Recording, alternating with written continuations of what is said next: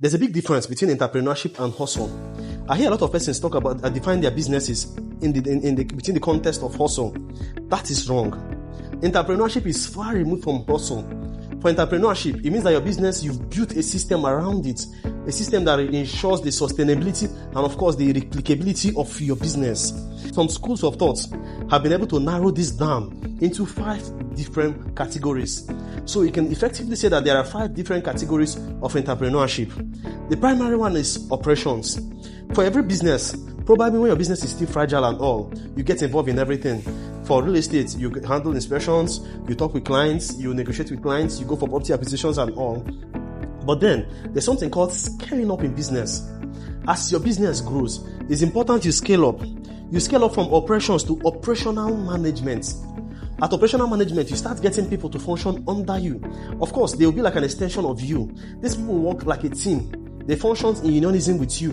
But then you will still be involved in the operations. At this stage, you're gently detaching yourself from the core operations because you're beginning to build up people that can handle these responsibilities for you. Then from operational management, you go to operational leadership. Operational leadership is when you institute systems in your business. You have your accountants, you have this, you have your operations, you have this. So literally what you do is that, of course, you still be involved hands-on in your business, but then you have different departments and you have people heading it. At operational leadership, your system is getting more rigid. You're building a much more foundational, you've started setting up more foundational systems. What I mean by this is, at this stage, you've developed a general manager, you've developed managers for different operations in your office. You've been able to identify and define operations, segment them, and identify competent hands that can actually spearhead these operations for you. But of course, you still have your hand on every aspect of your business at this stage. The next one on the list is strategic leadership. At the level of strategic leadership, you've started evolving away from your business. You've been able to establish yourself as the managing director of your business. The reporting chain and reporting line have all been clearly defined. So at this stage, this is where most people get it wrong. Most entrepreneurs get stuck at this stage. They think being able to build a fully operational system. That is wrong. Because by this stage too, you still handle a lot of things in your office. Your role is indispensable. And of course, if anything happens to you at this stage, it affects your entire operational skill. You need to work extremely hard to evolve to the next one. This is called the sophisticated leadership. A sophisticated leadership, this is when you have time to go and play golf in the morning, to go for meetings and go hang out with top government functionaries and all.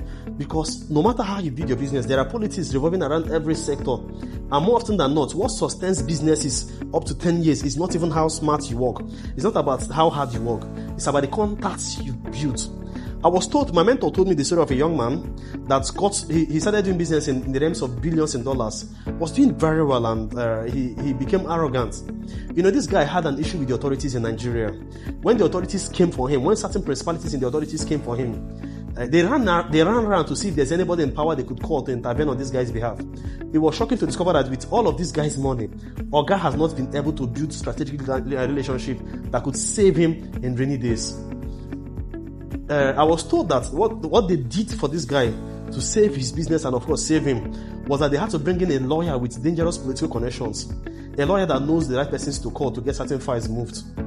Of course, this is important for every business. Your business gets to the point where you need these contacts, where what sustains and progresses your business is no longer hard work. It's the contacts, the who you know. You can't expect your managers to do this contact. It lies on you. So if you don't evolve and of course detach yourself from your business, where your business can function independently and you can pull out and look for ways to build contacts, relevant contacts that can actually help sustain your businesses in the rainy days, chances are very high that your business will not pass the 5 years mark. There's this saying that most businesses in Nigeria don't survive more than 5 years. Of course, a lot of businesses in Nigeria have become transgenerational. For those transgenerational businesses, look at them clearly. One thing is very visible among all of them. Their MDs and CEOs have over time been able to develop dangerous political connections. These political connections have sustained their businesses from policies to policies, from administrations to administrations.